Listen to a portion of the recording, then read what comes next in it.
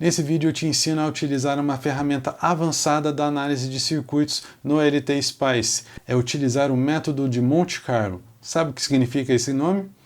Confira o vídeo até o fim e aprenda a usar essa ferramenta.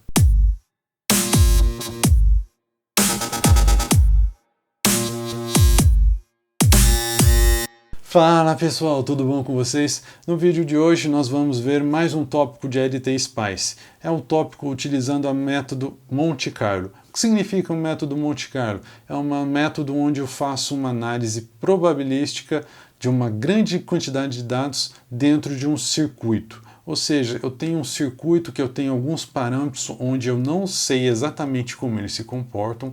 Eu faço uma grande imersão de valores nesses pontos onde eu não sei exatamente como que eles variam, e aí eu vou ter um grande resultado disso, e aí eu vou analisar como que é a variação desse resultado. O método Monte Carlo é muito útil para entender se o meu circuito vai corresponder à vida real de uma forma adequada, porque nós sabemos que nem todos os componentes tem aquele valor próximo da onde nós queremos. Os valores de tolerância e de variação de componentes conforme a temperatura são muito importantes em circuito onde eu preciso ter uma grande precisão. Então, se você está desenvolvendo ou quer desenvolver um circuito onde a precisão é um fator determinante, utilize dessa ferramenta para analisar aonde você pode melhorar o seu circuito, onde o que você pode fazer ele responder do jeito que você quer. E não se esqueça de se inscrever no canal. Se você ainda tem dúvidas de como utilizar a ferramenta LT Spice, nós temos fazendo aqui vários vídeos a respeito dela. Tem uma playlist aí no canal a respeito só de LT Spice. Curta esses vídeos e assistam ele para aprender ainda mais. E se inscrevendo aqui no canal, você vai ser notificado de quando surgir novos vídeos a respeito de eletrônica e de projetos. Contribui para que o canal cresça ainda mais. Se inscreve aí e curta os vídeos. Então vem comigo, vamos aprender a usar o método Monte Carlo dentro da LT Spice. Vamos embora! Muito bom, pessoal! Hoje a gente vai avançar ainda mais o nosso conhecimento em LT Spice. Vamos avançar no sentido de saber como simular ainda mais o meu circuito, entender mais como eu posso melhorar o meu circuito, o meu projeto, aquilo que eu estou desenvolvendo. No sentido de que eu posso fazer algo a mais para ele, entender qual que é a precisão do meu circuito, qual que é a variação que ele vai ter no mundo real e como que eu posso contornar onde eu tenho uma variação muito grande que é indesejada. E como que a gente pode fazer isso? É como eu já citei, através da análise de Monte Carlo. A análise de Monte Carlo foi um conceito que foi desenvolvido ao longo do século XX, mais precisamente ao longo da Segunda Guerra, onde foi necessário analisar como que os átomos da bomba atômica iam se comportar naquela situação de prestes a explodir, por exemplo. Isso você não tem controle, você não sabe como que ele vai se comportar. Então, os cientistas na época desenvolveram esse método onde você faz uma inserção massiva de dados aleatórios e aí você tem as suas equações, extrai daqueles dados massivos, né, aquelas variáveis aleatórias, e aí você vai ter um determinado resultado. E aí você analisa aquele resultado se é compatível com o que você esperava. Então, o Monte Carlo ele é um método estatístico. Eu vou inserir uma grande quantidade de dados, são as minhas variáveis de entrada, podemos dizer assim. Com eles eu faço a conta e depois eu faço uma análise se aquele dado é o pertinente, é satisfatório para o meu projeto, para o meu sistema. O nome Monte Carlo é um codinome desse projeto que foi desenvolvido durante a Segunda Guerra. Como ele era ultra secreto, usou-se o nome do cassino Monte Carlo, que fica ali na Europa, em Mônaco. Porque ele faz correlação com a grande aleatoriedade que é você estar num cassino, né? Você jogar a roleta ali, pode sair qualquer número, é totalmente aleatório. E por isso que os cientistas escolheram esse nome, é muito bem bolado. No caso do método, você pode inserir nele qualquer um dos tipos de distribuição. Pode ser uma distribuição uniforme, ou uma distribuição exponencial, ou triangular, ou normal, como eu estou exibindo aqui no nosso slide. O que significa essa distribuição? É o quanto que o dado vai variar dentro daquela faixa de valores que você está simulando. Então, você vai colocar na sua programação qual que é a faixa que você espera. Eu quero que o meu parâmetro de entrada varie de entre 0 e 1. Ok, entre esse 0 e 1, qual que vai ser a frequência? Entre 0 e 1 vai ficar mais próximo do meio? Se fosse isso, ele iria ser uma distribuição normal. Se for variado bem ao longo do 0 e 1, vai estar por igual, então seria uma distribuição uniforme. E assim você faz essa análise conforme a distribuição. Então a distribuição tem mais a ver com a natureza do seu objeto, com a natureza do seu sistema. No LT-Spice eu consigo aplicar tanto a distribuição uniforme, que seria essa, digamos assim, a amostragem por igual de toda a minha faixa de interesse, quanto a distribuição normal, que seria uma distribuição gaussiana. E eu vou ensinar para vocês como que a gente especifica cada uma delas, é bem fácil, bem tranquilo. É importante dizer que esse método é muito utilizado em vários campos da ciência, na medicina, na engenharia, na economia, em estudos climáticos, física, inteligência artificial e muitos outros. Então, aqui a gente só vai trazer um pedacinho da engenharia para a nossa engenharia elétrica. Então agora vamos migrar para o nosso LT-Spice e vamos fazer uma análise em um circuito que eu bolei aqui. O circuito que eu bolei, esse que vocês estão vendo, é um circuito que faz o condicionamento de um PTC ou NTC. Ele seria esse R2, ele vai ter a sua variação de resistência ao longo do tempo. Eu já falei em uma das aulas de LT-Spice a respeito desse tipo de variação de valores de um componente. Eu vou deixar aqui em cima a playlist de LT-Spice, aí você vai poder revisar esse conteúdo ou até mesmo começar a aprender LT-Spice lá do início. Então, analisando mais a fundo aqui o nosso circuito, o que eu tenho? O R2, então, ele é o meu sensor de temperatura e ele tem uma determinada faixa ali de medição, que ele vai variar, então, de 9.500 até 1.000 vezes o tempo. O tempo vai até 1 segundo só, ou seja, então vai de 0 até 1.000, que ele vai somar. Então, ele vai de 9.500, somando 0, até 10.500, que é somando 1.000. Ok, essa faixa de resistência corresponde a uma determinada faixa de temperatura e vamos assumir aqui que essa faixa de temperatura é o que interessa para mim no meu circuito. Então ele é polarizado com esse outro resistor de 10 k ohms, aqui colocando 12 volts.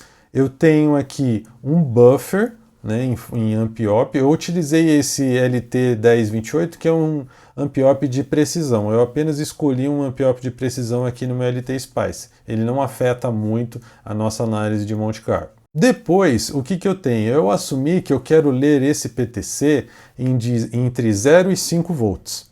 Ou seja, aqui, se vocês repararem, eu tenho algo próximo a 6 volts nesse pino e eu vou ter um buffer. O buffer é um ganho unitário, então nesse sinal V-sensor ele ainda está próximo de 6 volts, ok?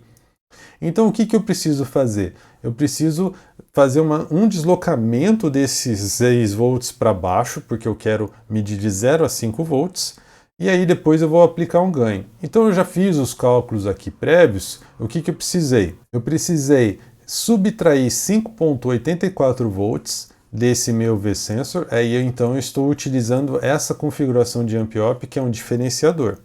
E depois disso, eu aplico um ganho de 16, que é esse 16 dividido pelo 1K. Colocado isso, eu vou ter um Vout de 0 a 5 volts. Vamos conferir então aqui.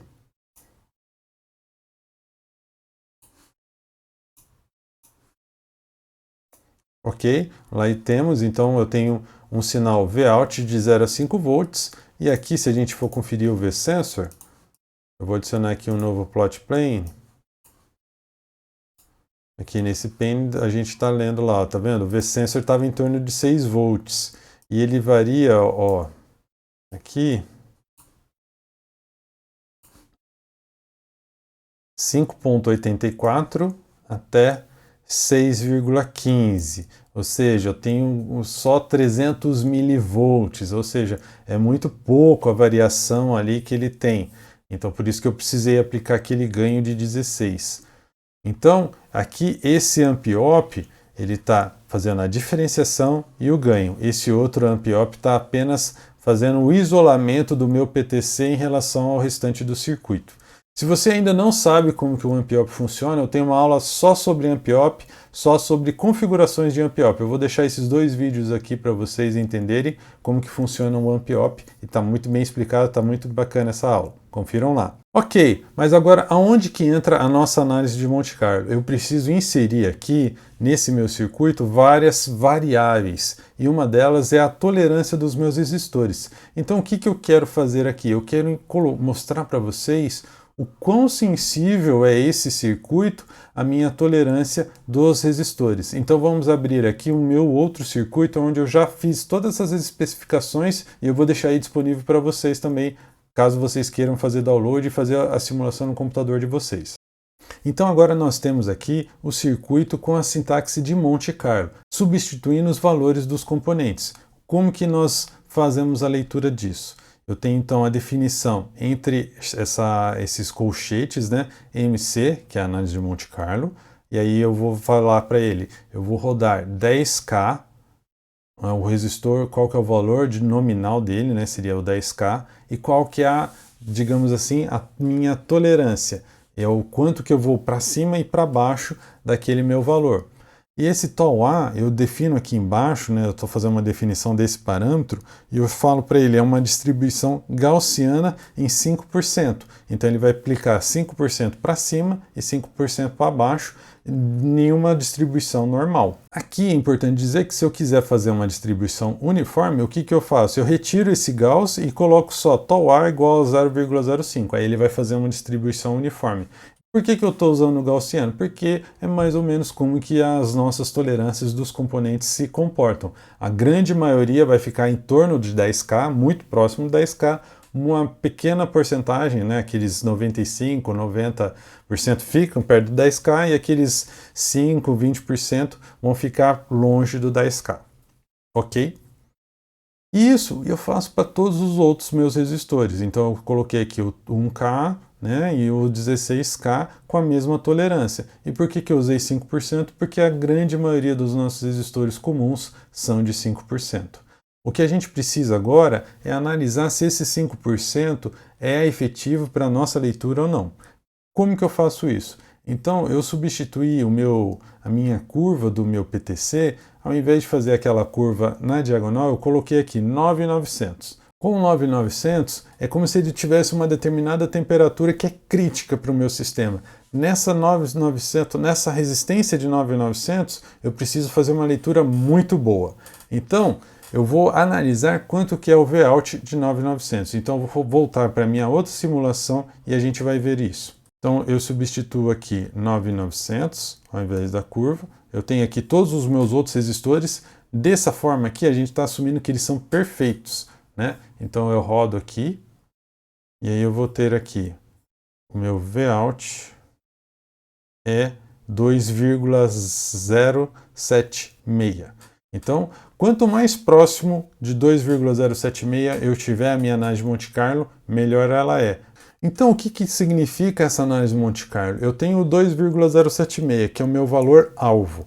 Quando eu faço várias variações de tolerância dos outros resistores, esse 2,076 não é mais verdade. Ele vai começar a ser maior, vai começar a ser menor e vai ficar uma distribuição normal ao redor desse valor. O que a gente vai analisar é o quanto, se a gente tem muitos valores para longe disso ou os valores estão bem próximos. Com isso, a gente vai ver qual que é a sensibilidade dos meus resistores à tolerância. Se, por exemplo, eu usar 5% está bom ou não, e se eu posso passar algum deles para 1%, se isso vai melhorar no meu sistema ou não. Então, o que que a gente vai fazer agora? Eu vou mandar rodar com esse valor aqui de 0,5%, e aí a gente vai ver qual que é o resultado. Então repare que aqui ele já está rodando, ele vai rodar sem análise, porque esse step ponto para run de 1 a 100, ele vai fazer 100 dados e de 1 em 1. Então eu vou fazer 1, 2, 3 até o 100 e vamos ver o que que deu aqui agora. Eu clico aqui em Vout e aí a gente já vai ter aqui o resultado. Olha lá o que que deu. Era para ficar todos muito próximo de 2,076, mas olha só o que que aconteceu. Eu tenho um carinha aqui que se desgarrou até zero, perto de 8 volts. Eu tenho outro que se desgarrou aqui até perto de quase menos 4 volts, mas a grande maioria aqui está ao redor de 2,076. Só que esse ao redor não é suficiente para mim, porque ele está aqui perto de 4 volts, está perto de 0 volts, né? Então tem muitos dados aqui, mas está muito longe. Então vamos tentar melhorar essa nossa análise. Eu vou mandar ele simular com 2% todo mundo e vamos ver o que acontece. 2% não é o ideal, porque não é um valor comercial, mas é mais para fins didáticos mesmo. Então vou colocar aqui 2% e ele vai rodar todo mundo com 2%. Vamos ver o quanto que melhora essa nossa dispersão dos valores ao redor de 2,076.